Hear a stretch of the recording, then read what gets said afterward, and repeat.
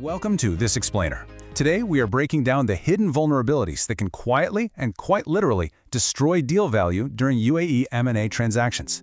Look, if you're a founder or a business owner, you probably think your company is completely market ready. But institutional buyers, well, they see things very differently. We're going to explore exactly what their due diligence teams are hunting for, and more importantly, how to elevate your business to a truly professional standard. Because at the end of the day, we want to secure a highly lucrative exit for you without leaving millions on the table. To put things into perspective, the stakes right now are absolutely incredible. In 2025 alone, the UAE M&A market saw 884 deals deploying a massive $106.1 billion. With that kind of capital flowing, you really have to understand how institutional buyers operate. We're not talking about casual investors here. They bring in professional auditors, cutthroat legal teams, and forensic accountants whose sole job is to find reasons to pay you less. It's a completely unforgiving arena. If your preparation isn't up to a rigorous professional standard, they will find the gaps, and for sure, they'll use them to aggressively negotiate down your valuation. So to secure your payout, our playbook today is going to cover 5 critical areas. Number 1, the UAE deal reality. Number 2, the profit and payroll gap. Number 3, tax and free zone risks. Number 4, contracts and compliance threats. And finally, number 5, securing your deal value. Let's kick things off with Section 1, the UAE deal reality. Moving right along to Section 2, the profit and payroll gap. So every founder naturally believes their business is ready for the market. And it makes sense, right? From the inside, operational gaps are practically invisible. But outside buyers are actively hunting for specific red flags, starting directly with your financials. There's almost always this massive gap between what you think you're earning and what a professional buyer will actually pay for. We measure this through EBITDA, which is essentially your core operational profit. Buyers are going to ruthlessly strip out non-arm's length related party transactions. That means if you lease property to a family entity at a below market rent, they're adjusting it. They strip out owner perks, personal expenses, and one-off government contracts. What this does is reveal your normalized EBITDA, your true sustainable underlying profit. There's an old M&A joke. Buyers will look under every single rug, and if they find dust, they will charge you a premium to clean it. If you wait for the buyer's team to do this math, you instantly lose leverage. The truly professional move here is to commission your own sell-side quality of earnings analysis first, so you control the narrative from day one. Now, shifting over to payroll, we hit a massive blind spot. Did you know that due diligence teams consistently find UAE employee gratuity liabilities are under-provisioned by 30 to 50%? 30 to 50%. That is a staggering margin of error just sitting right there on your balance sheet, and it happens across almost every mid-market deal.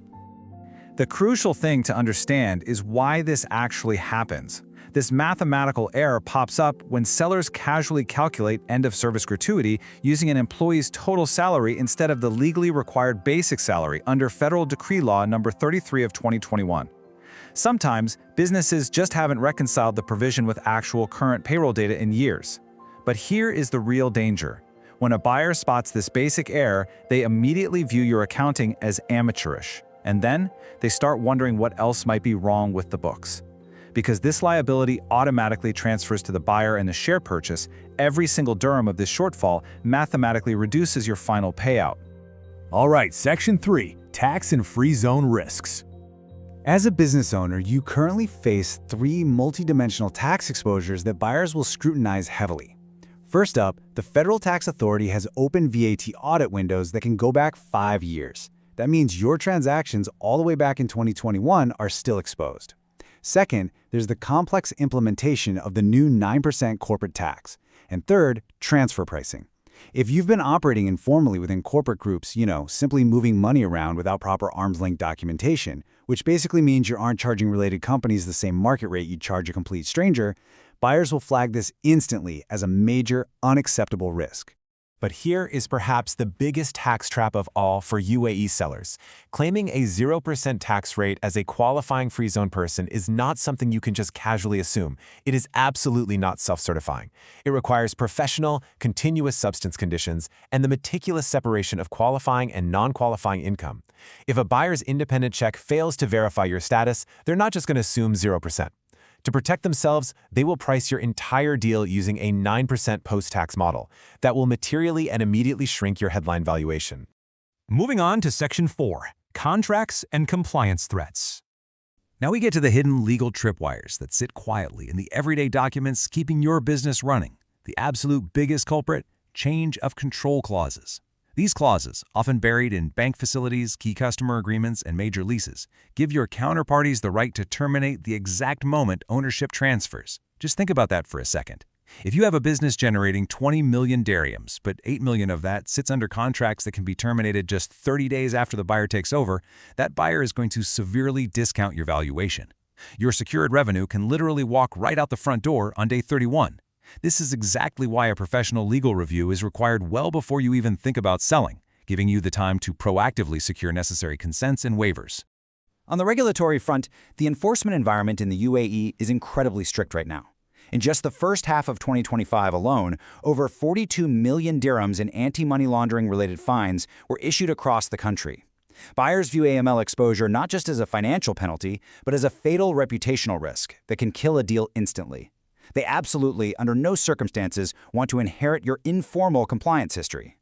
Because of this strict environment, buyers representing institutional capital will deeply audit your ultimate beneficial ownership, or UBO, structures. Cabinet Decision Number 109 of 2023 requires a completely accurate UBO register for anyone owning or controlling more than 25% of the company. Any opacity, missing documentation, or layered nominee arrangements, they look incredibly suspicious to institutional buyers. Any discrepancy between your actual structure and what is formally filed will generate a massive price discount, or worse, completely halt the transaction. Finally, Section 5, securing your deal value. So how do we actually shift the power dynamics back in your favor? To protect your valuation, you have to treat your own business with professional, buyer-level scrutiny before they ever even get a look at it. Step 1. It starts with locking down a clean, evidence quality of earnings schedule so your numbers are completely bulletproof. Next, you independently reconcile your payroll and verify your tax statuses so there are zero surprises. Then, you proactively secure waivers for those tricky change of control contracts. And finally, you conduct a rigorous internal audit of your UBO and AML compliance. Doing all of this is how you build an impenetrable defense. Now, this highly structured preparation requires a dedicated 3 to 6 month window before you even go to market. Listen, the period before marketing is not just a waiting phase, it is actually the most valuable part of the entire transaction. This 3 to 6 month window is exactly what separates an amateur sale from a highly professional, institutional-grade exit. By identifying and fixing these issues early on, you effectively remove standard buyer negotiation levers and force them to fight for your business entirely on your terms. Ultimately, the businesses that transact at the absolute best prices aren't always the ones with the best underlying performance.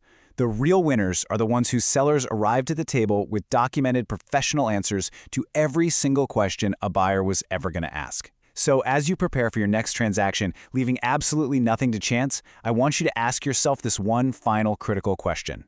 Will the buyer's team find what you didn't fix? Thank you so much for joining me for this explainer, and I'll see you next time.